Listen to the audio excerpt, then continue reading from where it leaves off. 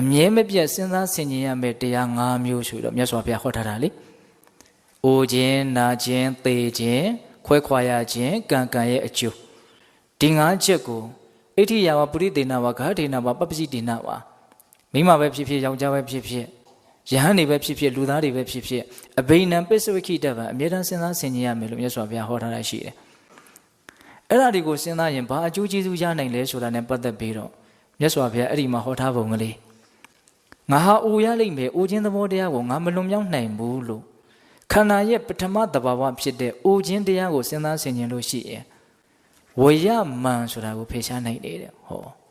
ဝေယမန်တဲ့ဝေယမန်ဆိုတာအရွယ်ကိုအကြောင်းပြုပြီးတော့ဖြစ်တဲ့မန်ဖြစ်เสียတွေပေါ်တယ်ဆိုတာနဲ့ပတ်သက်ပြီးတော့ဒါခေါင်းထဲမှာဥစဉ်ကအမှတ်ရတာကိုပြောပြတာပါငယ်သေးတော့လည်းပဲငယ်သေးလို့မန်ဆိုတာရှိတယ်ဟုတ်လားဟောသိပ်ပြီးတော့အရန်ကြီးမကြီးတော့လည်းလူလက်ပိုင်းမှာလည်းပဲဟာတို့သိပ်မအိုသေးပါဘူးဆိုတော့မန်ကတော့ရှိနေတာပဲဒါဝေယမန်ပေါ့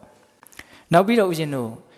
ငါခန္ဓာကိုယ်ဟာနာရလိမ့်မယ်နာခြင်းသဘောတရားကိုမလွန်ဆန်နိုင်ဘူးခန္ဓာဟာတစ်နေ့မှာနာခြင်းသဘောတရားနှိမ့်ဆက်တာကိုအလူလဲခံရလိမ့်မယ်ဒါဟာလွန်ငင်းချမ်းသာခွင့်မရှိဘူးလို့စဉ်းစားမယ်ဆိုလို့ရှိရင်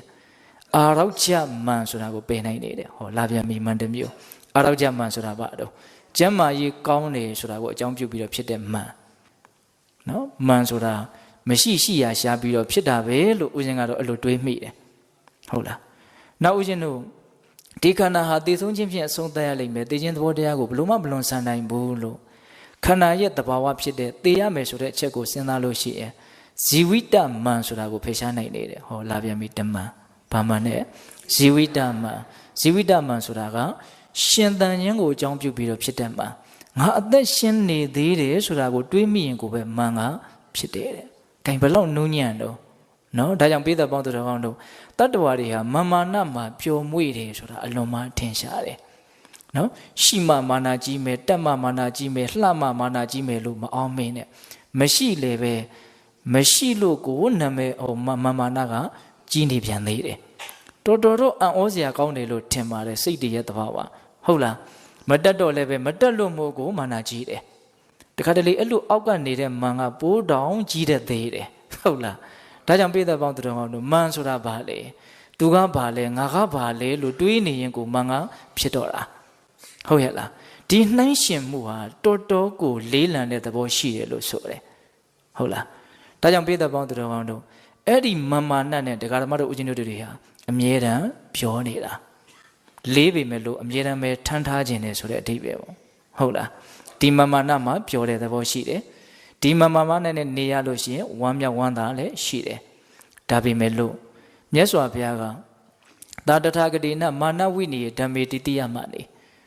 အဲ့ဒီမာနကိုပယ်ခွာကြောင်းတရားတွေဟောလာပြီဆိုလို့ရှိရင်သောတော်ကမမာနနဲ့ပြောနေတဲ့တတ္တဝါတွေကဘာဖြစ်လာတော့တုတ်တူတတိတဲ့နော်ဒီဘက်ကိုနားထောင်လို့တဲ့သဘောရှိတယ်သောတံဩရဟတိနားဆိုင်လာတယ်နားဆွင့်လာတယ်အညာစိတ်တံဥပဒပင်တည်တယ်တိလို့တဲ့စိတ်ကိုဖြစ်စေတယ်သိခြင်းစိတ်ရှိတယ်အော်ဟုတ်တာပဲမာနဆိုတာကောင်းတဲ့သဘောမဟုတ်ဘူးဒါကြောင့်မာနကိုပယ်ခွာကြောင်းတရားကိုစိတ်ဝင်စားလာတယ်ပေါ့အဲ့တော့ဦးဇင်းတို့ဒီနေရာမှာ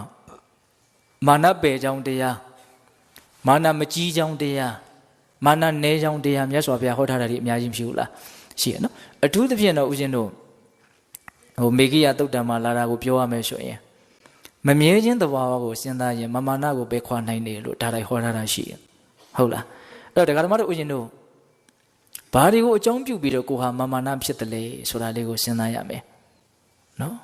အဲ့ဒီကိုအကြောင်းပြုပြီးတော့ဖြစ်တဲ့အရာတွေတကယ်စင်စစ်မြဲတဲ့အရာတွေဟုတ်သလားခိုင်မာတဲ့အရာတွေဟုတ်သလားဒါလည်းစဉ်းစားဖို့လိုတယ်နော်ဒါကြောင့်မမြဲတဲ့အရာကိုစဉ်းစားလို့ရှိရင်မာနကြားတယ်လို့ဆိုတယ်အကောင်းဆုံးကတော့ဘဝရဲ့ဟိုအကြီးမားဆုံးအပြစ်လို့ဆိုရမယ်သေခြင်းသဘောတရားအဲ့ဒီသေခြင်းသဘောတရားအပြစ်စီးကြီးပျက်စီးရမယ်ဆိုတဲ့အနေအထားကိုမကြာခဏစဉ်းစားဆင်ခြင်ဖြစ်ဖို့လိုတယ်ဘဝမှာဘာကြီးပဲဖြစ်လို့နေပြီးတော့လည်းပြီးဆုံးသွားရတာပါအဲ့ဒီအချက်ကိုပဲပဲနေနေထဲထဲဝင်ဝင်တကယ်သဘောပေါက်ပြီးတော့စဉ်းစားဆင်ခြင်မယ်ဆိုရင်ဟိုတဘာဝမကြလောက်အောင်ပြင်းထန်တဲ့မာနတွေတော့ရှိမယ်မထင်ပါဘူးเนาะဒါကြောင့်ပိဿပေါင်းသူတော်ကောင်းတို့ပျက်စီးရမယ်ဆိုတဲ့တဘာဝကိုစဉ်းစားဆင်ခြင်ခြင်းသည်မာနလျော့ခြင်းရဲ့အကြောင်းတရား